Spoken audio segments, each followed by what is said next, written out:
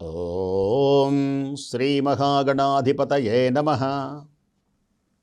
భక్త మహాశయులకు, భారత ప్రజలకు, ఆస్తిక మహాశయులకు విజ్ఞప్తి. అత్యద్భుతమైనటువంటి రీతిలో ఆర్వి ట్రావెల్స్ వారు మన కొరకై గోదావరి పుష్కరముల సందర్భంగా ప్రత్యేకించినటువంటి టూరు ఏర్పరిచారు. పుష్కరములలో స్నానం చేయడం, అసలు మహానదుల్లో స్నానం చేయడమే పుణ్యం, పుష్కరములలో ఇంకా పుణ్యం. 12 రోజులు జరుగుతాయి. ఈ పుణ్యమైనటువంటి పుష్కర స్నానాలు మన దగ్గర చేయించి చక్కగా మనందరినీ తీసుకొని వస్తారు. గోదావరికి పుష్కరాలు రాబోతున్నాయి. పుష్కరము అంటే 12 సంవత్సరములు అని అంటూ ఉంటారు.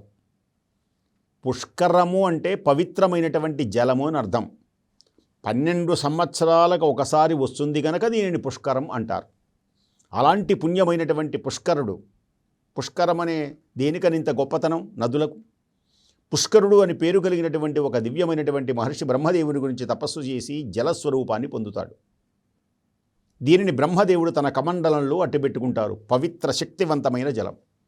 ఒకానొక సమయమున ఇంద్రుడు అహల్యను చెరిచి విరూపంగా ఉన్నప్పుడు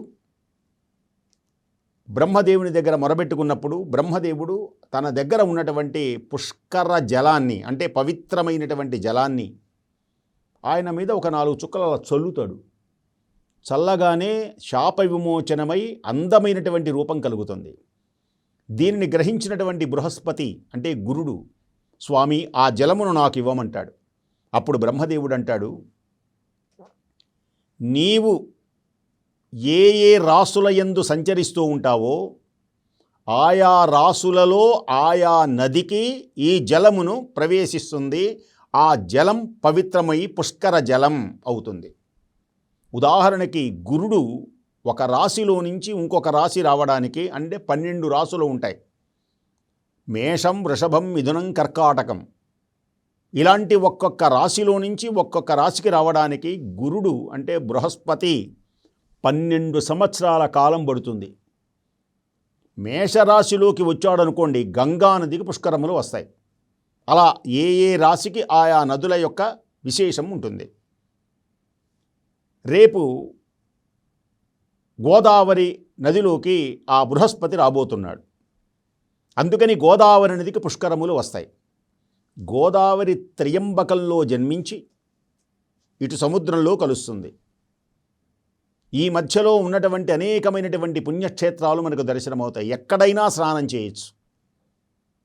ఆ పుణ్యమైనటువంటి నది గోదావరి నదినే గౌతమి అని పిలుస్తారు. ఈ పుణ్య నది యొక్క విశేషము మీకు తెలియచేస్తాను. సకల పాపములు తొలగిపోతాయి వింటే. గోదావరి నదిలో స్నానం చేసినంత పుణ్యం. మరి గోదావరిని గౌతమని ఎందుకంటారు అంటే, గోదావరి అయినా గంగే, గంగా జలమే గోదావరి. అయితే భగీరథుడు తపస్సు చేసి తన పితృదేవతలను తరింపచేయడానికి ఈశ్వరునికి తపస్సు చేసి ఈశ్వరుని యొక్క జటాజూటంలో నుంచి అలా హిమాలయములు భూమి మీదకి వచ్చింది. దానిని గంగా, ఆ గంగని ఈశ్వరుడు అన్నాడు, ఈ గంగ నీవు భూమి మీదకు తెచ్చావు గనక ఇక నుంచి ఈ గంగ పేరు భాగీరథి అనేటువంటి పేరుతో మానవలోకంలో ఉంటుంది అన్నాడు. అలాగే గౌతముడు అని పేరు కలిగినటువంటి మహర్షి తపస్సు చేశాడు గనక, ఆయన గంగను భూమి మీదకి తీసుకొని వచ్చాడు గనక దాని పేరు గౌతమి అనే పేరుతో ఉంటుంది. దేనికని తపస్సు చేశాడు? ఆయన భగీరథుడైతే పితృదేవతలు తరింపజేయడానికి చేశాడు. గౌతముడు ఎందుకు చేశాడు? ఒకానొక ఈ దివ్యమైనటువంటి గౌతమ ఆశ్రమం, గౌతముడు సప్తర్షులలో ఒకడు. అహల్య యొక్క భర్త గారు గౌతముడు అంటే సామాన్యుడు కాదు, ఆయన పెద్ద మహర్షి. ఆయన కీర్తి ప్రతిష్టలు లోకంలో బ్రహ్మాండంగా వ్యాప్తి చెందుతున్నాయి. దీనిని సహింపలేనటువంటి కొందరు మహర్షులు ఆయనను ఆశ్రమం నుంచి వెళ్ళగొట్టాలి అనుకున్నారు. ఒక కృత్రిమమైనటువంటి మాయా గోవుని సృష్టించారు. దానిని నీవార ధాన్యం అంటారన్నమాట. మహర్షులు పండించుకునేటువంటి ధాన్యాన్ని నీవార ధాన్యం.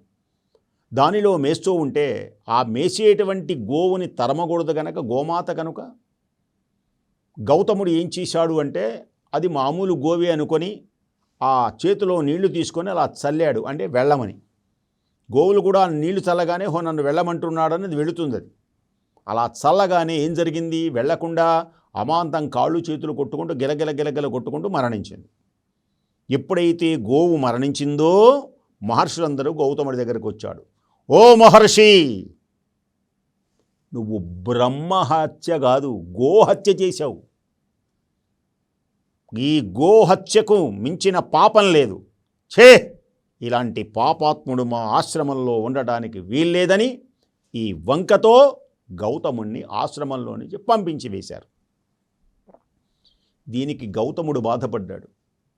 నేను కావాలని ఈ పని చేయలేదే, దేనికని ఈ ఘట్టం జరిగింది, నేను గోహత్యాపాతకుణ్ణి అని బాధపడి త్రయంబకం అనేటువంటి ప్రదేశమునందు తపస్సు చేశాడు. ఆయన ఈశ్వరుని గురించి తపస్సు చేస్తే ఈశ్వరుడు ప్రత్యక్షమైనాడు.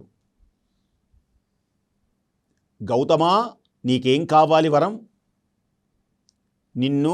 నువ్వు పాపం చేయలేదు, అది మాయా గోవు, ఆ మహర్షుల్ని శపించమంటావా అన్నాడు ఈశ్వరుడు. అప్పుడు గౌతముడు అన్నాడు, స్వామి, వాళ్ళను ఏమీ అనవద్దు, వాళ్ళు చాలా మంచివాళ్ళు. దేనికని అంటే నన్ను ఆశ్రమంలో నుంచి వెళ్ళగొట్టడం వల్లనే నాకు శోకం కలిగింది. ఈ శోకం వల్లనే తపస్సు చేశాను.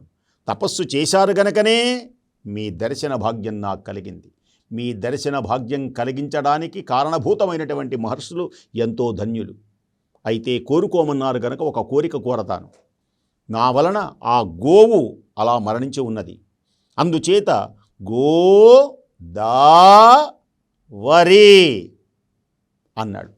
అంటే గోవు యొక్క దా అంటే ప్రాణములను, దా అంటే ఇచ్చుట, వరి శ్రేష్టమైనటువంటిది, గోదావరిగా చెయ్యండి అని గౌతముడు ప్రార్థిస్తే ఆ శివుడు జటాజూటములో నుంచి ఆ గంగను వదిలితే ఆ గంగ గౌతమి వెంట వెళ్ళి మరణించినటువంటి గోవు మీద ప్రసరించింది. ప్రసరించడం వల్ల అంటే గోవు దా ప్రాణం మళ్ళీ ఇచ్చింది, వరి శ్రేష్టమైంది, అంటే 3 పదాలవి, గోదావరి అయి. అప్పుడు ఈశ్వరుడు అన్నాడు, ఇంతటి ధన్యుడవే, ఇక నుంచి నీ పేరుతోనే ఈ గంగ ప్రకాశిస్తుంది.